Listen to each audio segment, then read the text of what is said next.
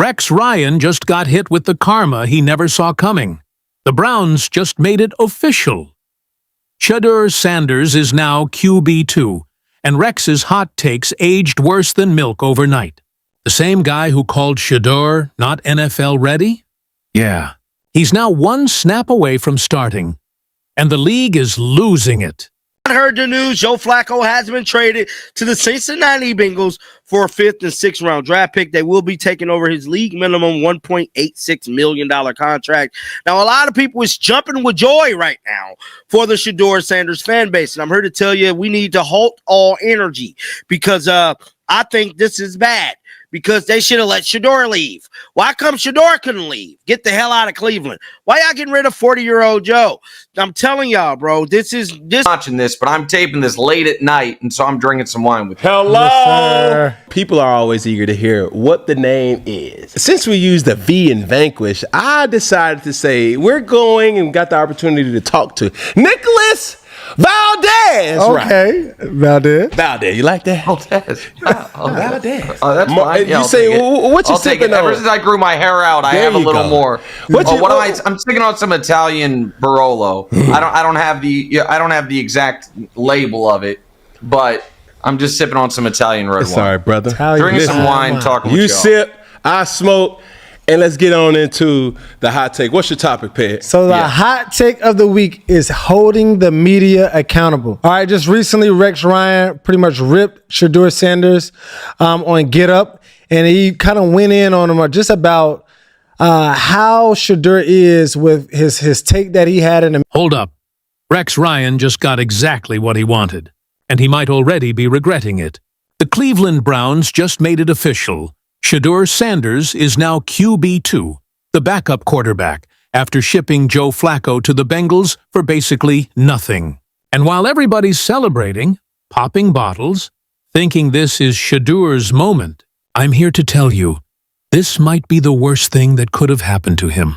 ESPN Cleveland is reporting it, analysts are hyped, but when you dig deeper into what just went down, there's something that doesn't add up. The Browns gave away a mentor, traded picks, and now Shedeur's stuck in Cleveland. Let me break down why this promotion might actually be setting him up for failure. Bad. Because they should have let Shedeur leave. Why come Shedeur couldn't leave? Get the hell out of Cleveland. Why y'all getting rid of 40-year-old Joe? I'm telling y'all, bro, this could be good and bad. Now, I'm not saying that Shedeur Sanders won't be named quarterback 2. Because the way it's looking, and according to ESPN Cleveland, look like that could be the case. We're going to dive into all of that. But I'm having a just gut feeling about this not being a good thing for Shedeur, bro, because they let Joe Flacco leave. So let's rewind and talk about what actually happened here. The news broke like wildfire across the NFL world. Joe Flacco, the 40-year-old veteran backup who was supposed to be mentoring the young guys in Cleveland, just got traded to the Cincinnati Bengals. That means Riz has got to be fired up. Shedeur Sanders. That's exactly where I was going to go. They are now with Dylan Gabriel as the starter. Shedeur is going to be the backup by default at this point in time. We've only seen one game of Dylan Gabriel, and they're already moving off of Joe Flacco for sense of security from what they saw from Dylan Gabriel this past weekend. Well, there's no reason to go back to Joe Flacco at this point if you're the Browns, because listen, you weren't moving the ball when you had him. You were turning the ball over like crazy. He, for whatever reason, is not a good fit in the Stefanski offense anymore because he can't move at all. And if they were going to change quarterbacks again, it was going to be to Shedeur. It wasn't going to be back to Flacco. Yeah. Pales him and says, well, if he's this good, wow, why is he not starting? So it puts them in an awkward situation. That's what you're saying. So if you give him praise. Yeah. So therefore, hold on. Can I go ahead? Let me finish your point. Then I got a question. Finish your point. Therefore, he's now position to have everybody scared. Like, why isn't he not playing? You're having an offense that is the dead last or if the top 5 last offensive production teams in the NFL. Of course you could do better than Joe Flacco. And we're not even saying propel Shedeur. But what about Dylan Gabriel? Yeah. Like, what's that deal? You're not going to do worse by moving forward to the future. What's your point? But don't see. So here's the thing. So I think there's a real chance that Dylan Gabriel starts this week. I think that they, and if not this week, certainly the next week. I think that Gabriel, the offense has been so bad and the defense is legit that sure. If they had the 23rd best offense in the league, right, they'd be viable because the defense is that good. Here's where I haven't I think a lot of the media surrounding Shedeur in kind of both directions, some being overly optimistic and some being, in Rex's case, I think overly critical, has been a little out of whack. But here's what I think is true, and you tell me if you think I'm wrong. Shedeur's number one goal in training camp. And get this, for what? A 5th and a 6th round draft pick. That's it. That's all the Browns got for a guy with Super Bowl experience.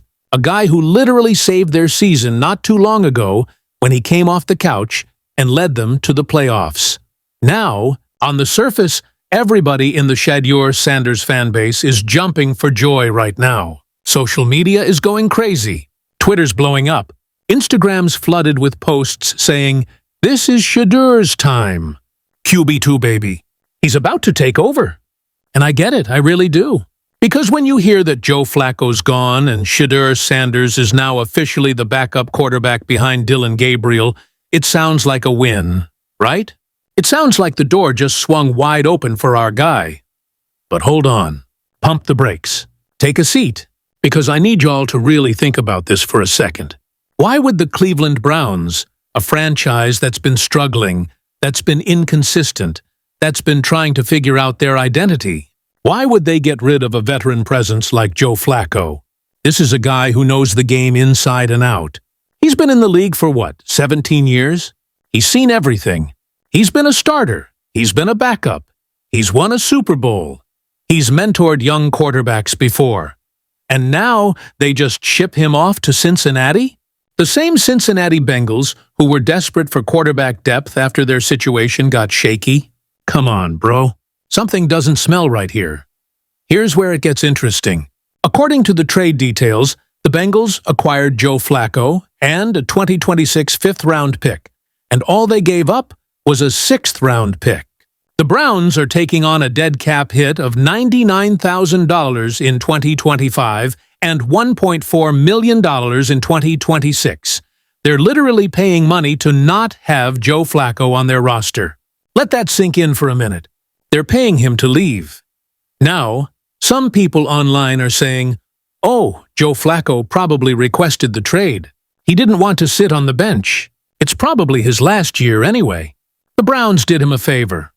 And yeah, okay, maybe that's part of it. Maybe Joe looked at the situation, saw that Dylan Gabriel was going to be the starter, saw that Shedeur was the future and said, "You know what? I'd rather go to Cincinnati and actually have a chance to play if Joe Burrow goes down." But here's the thing that's bothering me. Here's what's keeping me up at night. If the Browns really believed in Shedeur Sanders, if they really thought he was ready, if they really wanted to develop him and give him every opportunity to succeed, why wouldn't you keep the veteran around? Why wouldn't you keep Joe Flacco in that quarterback room to continue teaching him, to continue showing him the ropes, to continue being that safety net? Look, I'm not trying to be negative here. I'm not trying to rain on anybody's parade. But we have to be realistic about what's happening in Cleveland right now. The Browns are a mess, bro. They've been a mess for years. And this front office? They don't exactly have a track record of making smart decisions when it comes to quarterbacks. Let me paint the picture for you. Dylan Gabriel is the starter right now.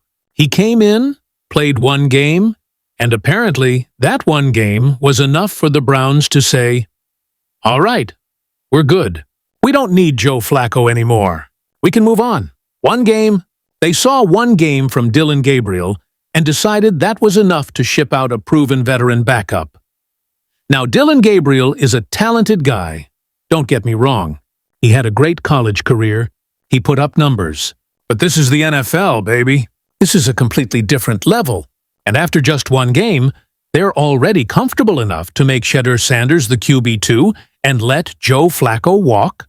That tells me one of two things. Either they're incredibly confident in Dillon Gabriel, which, I don't know, man, seems premature. Or they're planning something else entirely. And that's what scares me about this whole situation. Because when I look at the Cleveland Browns roster right now, when I look at their quarterback depth chart, there's a name that keeps popping up in my head. A name that nobody wants to talk about, but everybody knows is lurking in the shadows. A name attached to $230 million guaranteed. And that name is Deshaun Watson. Now, before we get into all that, and trust me, we're going to get deep into that in the next video. Let's talk about what this actually means for Shedeur Sanders right now in this moment. ESPN. Cleveland is reporting that Shedeur is now the number 2 quarterback. That's official. That's not speculation. That's not rumor. That's confirmed. So in theory, if something happens to Dillon Gabriel, if he gets hurt, if he struggles, if the Browns decide to make a change, Shedeur Sanders would be next up. He'd be the guy walking onto that field in front of 60,000 fans in Cleveland Browns Stadium, trying to prove he belongs in the NFL. And look, let me be clear about something. I believe in Shedeur Sanders. I think he's got all the talent in the world. I think he's one of the smartest quarterbacks to come out of college in recent years. His football IQ is off the charts. His accuracy is elite. His leadership is undeniable. He won games at Colorado that had no business being won. He made plays that most college quarterbacks couldn't even dream of making. So this isn't about doubting Shedeur's ability. This isn't about questioning whether he can play at this level. Because I know he can. We all know he can. This is about the situation he's walking into. This is about the Cleveland Browns as an organization. This is about the chaos, the dysfunction, the constant changes, the lack of stability. This is about a franchise that has gone through more quarterbacks in the last decade than most teams go through in a generation. Think about it, bro. Since 2015, the Cleveland Browns have had how many different starting quarterbacks? I'm talking about guys like Johnny Manziel, Robert Griffin III, Cody Kessler, Deshaun Kaiser, Tyrod Taylor, Baker Mayfield, Case Keenum, Jacoby Brissett, Deshaun Watson, and now Dillon Gabriel and potentially Shedeur Sanders. That's not a recipe for developing a young quarterback. That's a recipe for disaster. And here's what really gets me. Here's what really makes me question this whole thing. If you're the Cleveland Browns and you just drafted Shedeur Sanders and you believe he's your future and you want to develop him the right way, wouldn't you want to surround him with the best possible support system? Wouldn't you want veteran coaches? Wouldn't you want experienced mentors in that quarterback room? Wouldn't you want guys who've been there, done that, who can show him what it takes to succeed in this league? But instead, they trade away Joe Flacco.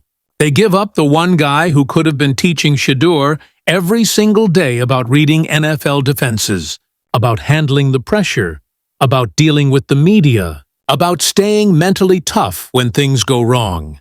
And let me tell you something else that's suspicious about this trade. The timing. The Browns made this move right now in the middle of the season, when they're supposed to be focused on winning games and building chemistry. They're not waiting until the off-season. They're not taking their time to evaluate. They're making a move right now that puts Shedeur Sanders in the backup role immediately.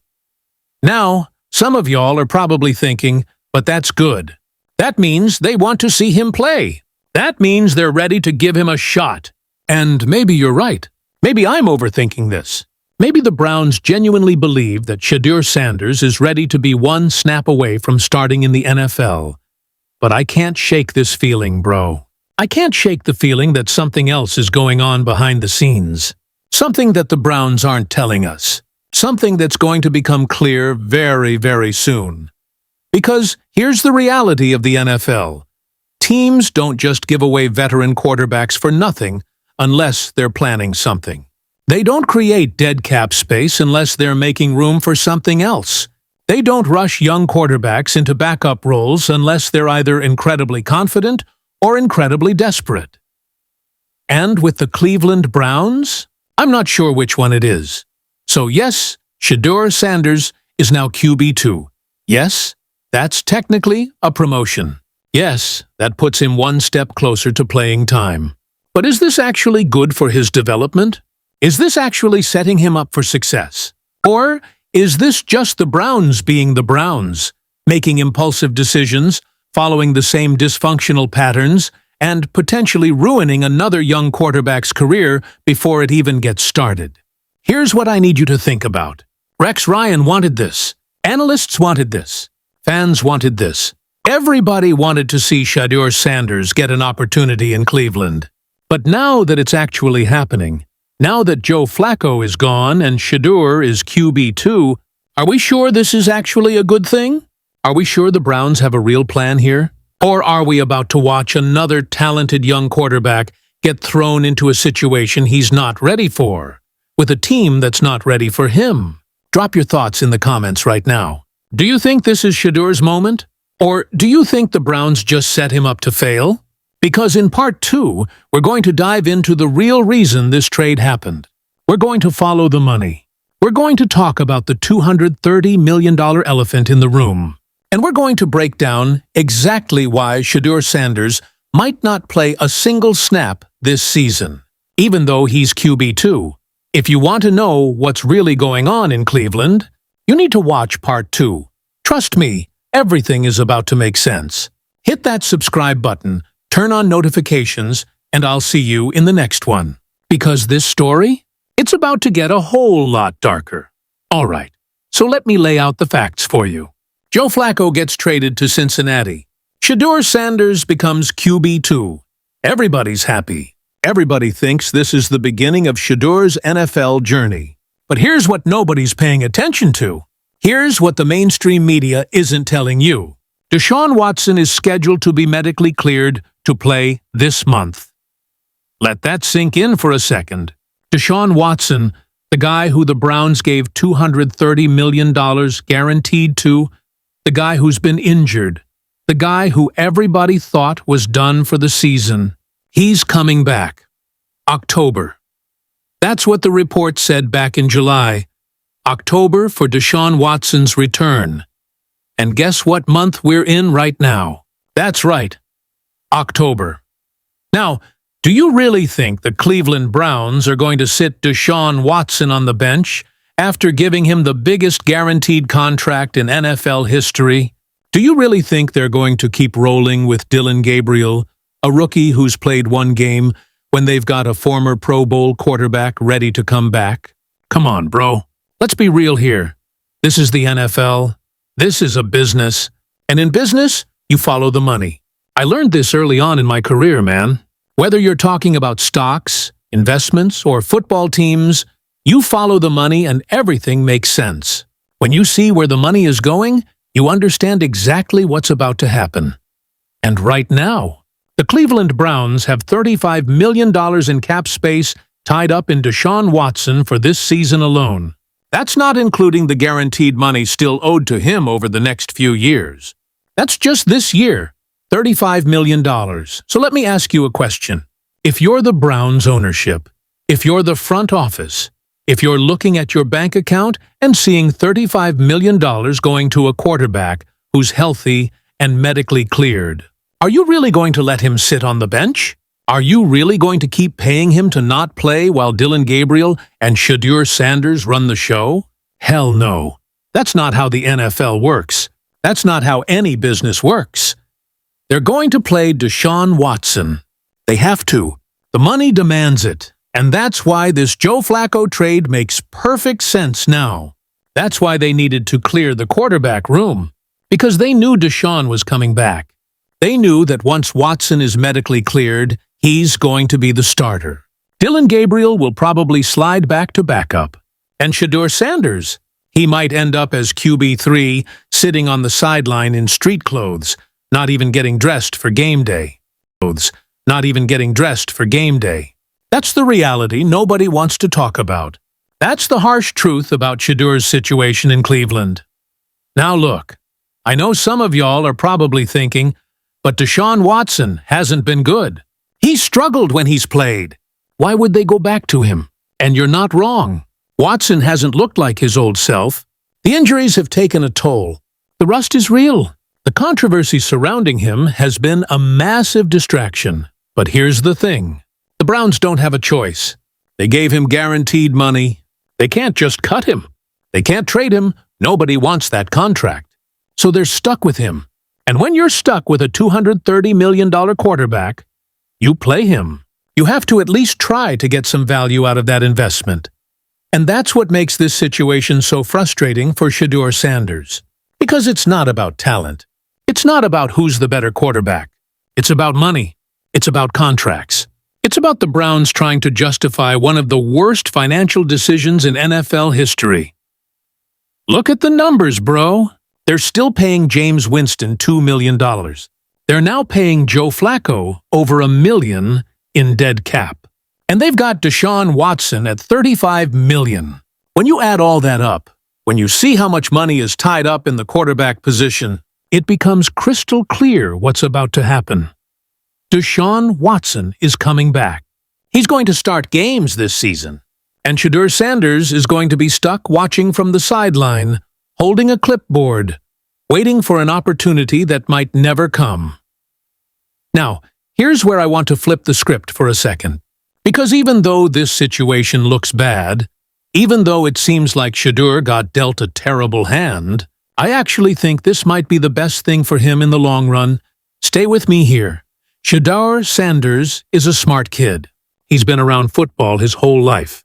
His dad is Deion Sanders, one of the greatest to ever do it. Primetime, Coach Prime, the man who knows the game inside and out. You don't think Deion saw this coming? You don't think he prepared Shedeur for exactly this type of situation? Here's what I think is really happening. Shedeur is in Cleveland right now, learning. He's studying NFL defenses. He's watching film. He's sitting in meetings. He's getting mental reps. And, most importantly, he's not getting thrown into the fire before he's ready. Because, let's be honest, the Cleveland Browns are not a good team right now. Their offensive line is shaky. Their receiving core is inconsistent. Their play calling has been questionable. If you threw Shedeur Sanders into that mess right now, with no real preparation, no real support system, no real weapons around him, you could ruin his confidence. You could damage his development. You could turn him into another Baker Mayfield, a talented young quarterback who got rushed into a bad situation and never fully recovered. So maybe, just maybe, sitting behind Dylan Gabriel and watching Deshaun Watson try to resurrect his career, maybe that's exactly what Shedeur needs right now.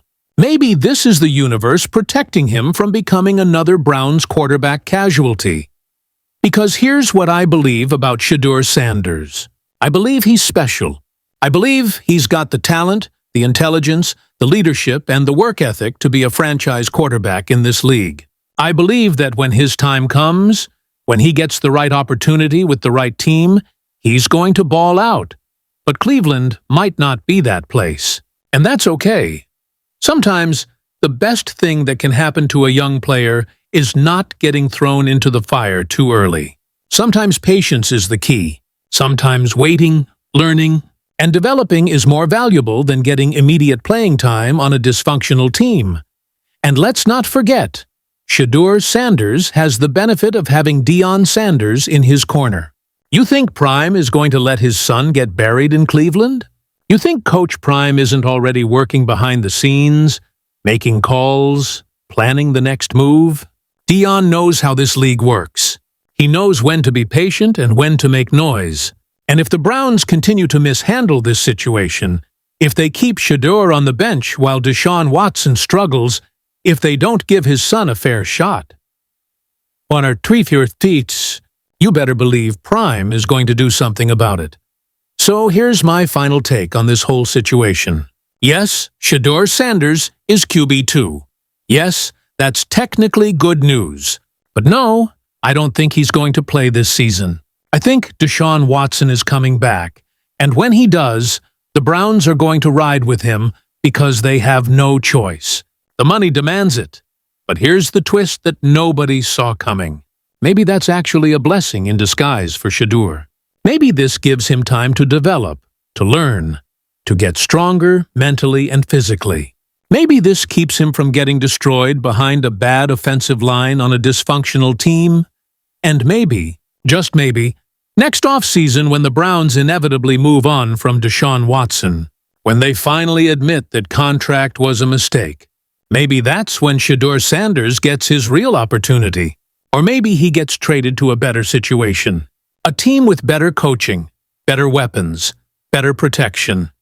Because one thing I know for sure, Shedeur Sanders is going to be a star in this league. Whether it's in Cleveland or somewhere else, his time is coming. And when it does, y'all better be ready. So what do you think? Am I right about Deshaun Watson coming back? Do you think Shedeur should demand a trade? Or should he be patient and wait his turn? Drop your thoughts in the comments right now, because I want to hear from y'all, and if you made it this far, if you watched both parts of this video, you're clearly a real one. So, do me a favor. Hit that subscribe button and turn on notifications so you don't miss any updates on Shedeur Sanders and the Cleveland Browns situation. Because this story is far from over, and you know I'm going to be covering every single twist and turn. Until next time, shake the haters off. They're playing games, but we see the truth. Peace out. We see the truth. Peace out.